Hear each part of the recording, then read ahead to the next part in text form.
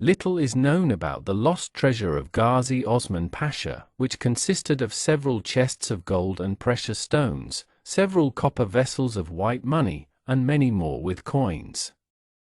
The legend of Osman Pasha's treasury, which was loaded onto 10 carts before being buried, lives on. In the city of Pleven, Bulgaria, it is believed that the treasure lies under the city from the siege during the Russo-Turkish War of Independence. In recent years, several attempts have been made to find it.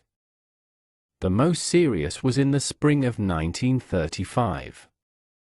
The Siege of Pleven in Bulgaria was the heaviest and longest battle of the Russo-Turkish War of 1877–1878. The Western Ottoman army held the city of Pleven, besieged by the Western Russian detachment, for almost 5 months. The Russian advance into Thrace was temporarily delayed. The Russian victory on December 10, 1877, was decisive for the outcome of the war and the liberation of Bulgaria. Osman Pasha graduated from the military academy in Constantinople, today Istanbul. He participated in the Crimean War, in the suppression of the Lebanese rebellions and the Cretan uprising. In the Serbian-Turkish War of 1876, he commanded the Vidin garrison. During the Russo-Turkish War of 1877–1878, he was at the head of the Western Army. His army had to stop the transfer of the Russians to Nikopol. However, the Russian units were the first to capture the fortress.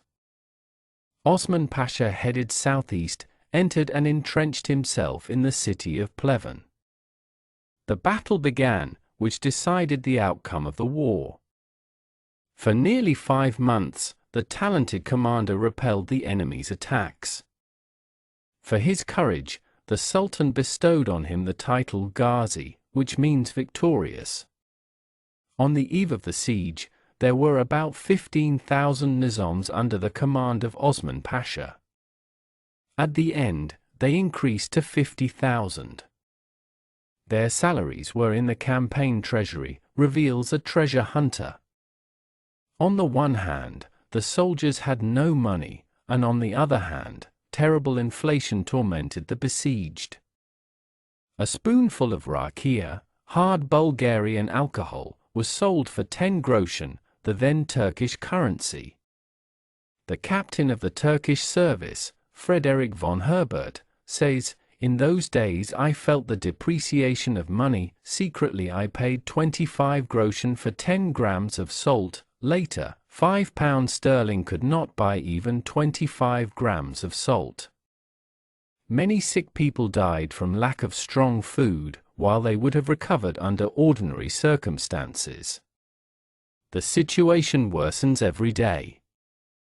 The bread ration is reduced by 2/3 and supplemented by an ear of corn. Due to the lack of meat, ravens are a delicacy. There is no sugar and coffee, vine leaves replace tobacco. Wood runs out, the besieged warm themselves on roots and weeds. They light fires by cracking cartridges, because matches are in short supply. Dogs die of hunger, wolves appear. Despite the critical situation, the Turks fight with wild fanaticism.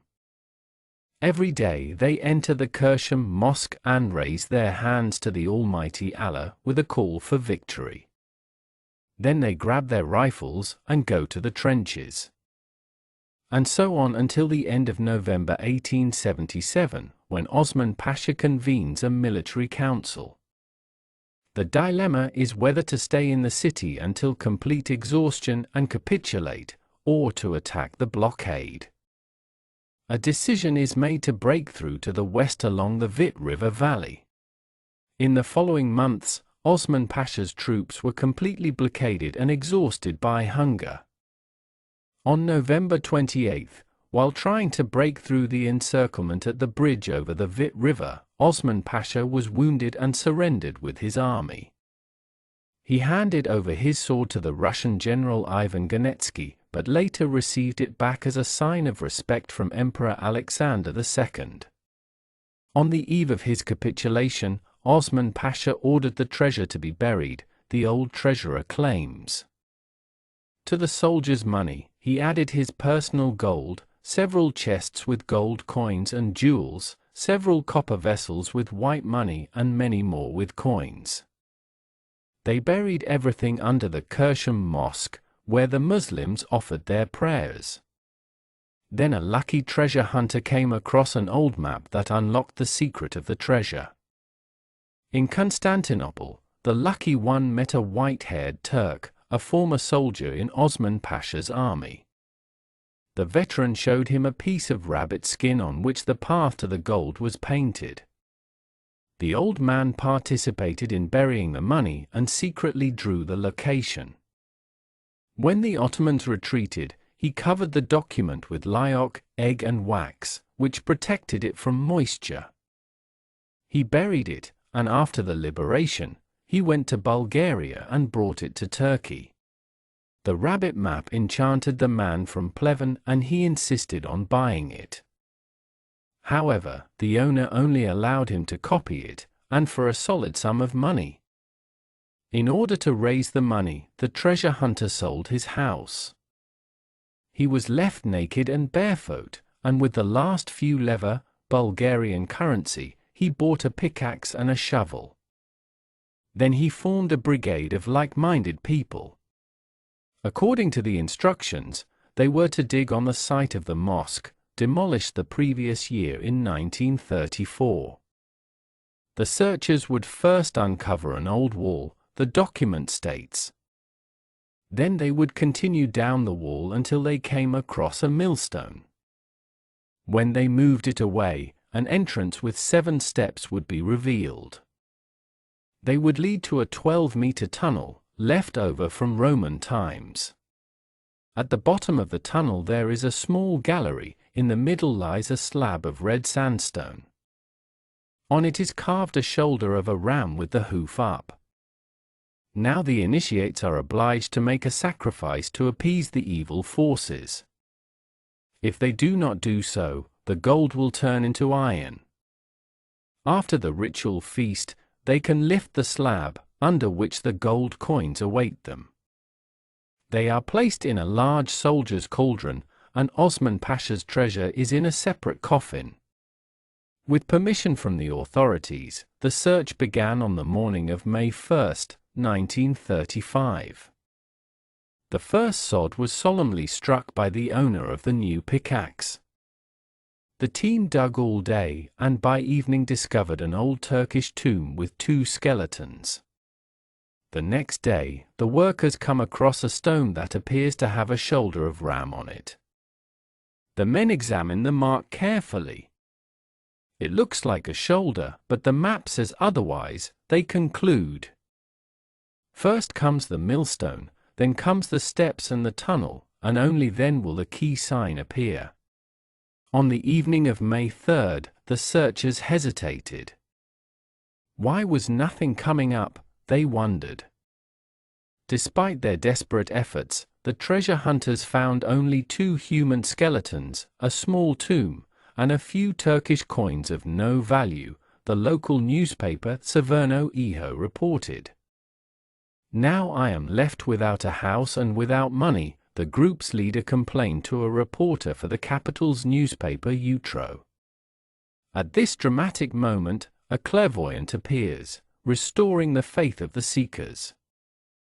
The treasure is where the brigade gets tired, she prophetically raises her finger.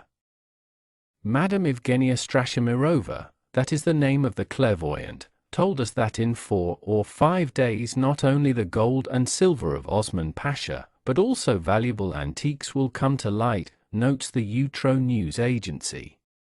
The citizens of Pleven shiver in anticipation. On May 9, in the afternoon, the diggers come across an ancient wall. Here is the first sign, the precursors of Indiana Jones are embracing. The work continues under the leadership of Evgenia, who points out exactly where to hit the picks. On May 10, at around 5 p.m., a crown was removed from the left side of the pit. The find, carved from stone, is about 40 centimeters high and probably had decorative functions. It is curious whether the local museum remembered to put it away and whether it is still there. The crown encourages the searchers, and they continue to dig with redoubled energy. The millstone, however, disappears. Instead, at around 6 o'clock, a pile of animal bones appears. The clairvoyant Madame Evgenia Strashimirova told us that she had informed the authorities that the workers would continue to dig continuously throughout the night, the newspaper Utroth chronicled. In the end, no cave was discovered and the command drank a cold drink of water. The biggest sip was taken by the homeless man with a pickaxe and shovel. Osman Pasha died in 1900 and took to his grave the secret of the treasure, whose brilliance continues to disturb the sleep of sworn treasure hunters. The treasure has not been discovered to this day. It lies hidden underground and awaits the day when it will see the light of day. Thank you for watching. Subscribe to the World Chronicles channel and give a thumbs up under the video in support.